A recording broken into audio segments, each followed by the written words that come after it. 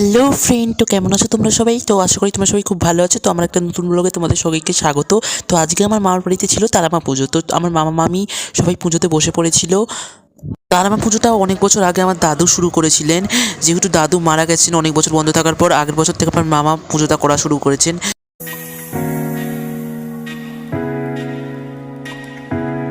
তো তারপর দেখছি খাওয়া দাওয়া আরম্ভ হয়ে গেছে সব। এই ব্যাচটা যে খেতে বসেছিল এরপরেই আমরা খেতে বসে পড়েছিলাম।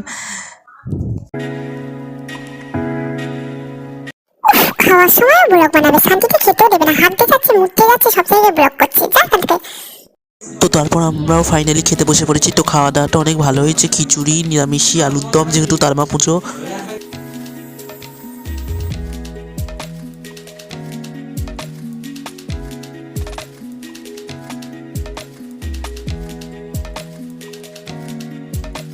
তারপর মাছ ভাজা দিয়ে দিয়েছিল, তারপরে দিয়ে দিয়েছিল পাঁপড়, চাটনি, পায়েস। তো আজকের ব্লগ এতটাই। তোমাদের যদি ভিডিওটা ভালো লাগে তাহলে বেশি বেশি করে লাইক করে দেবে এবং চ্যানেলটা সাবস্ক্রাইব করে দেবে।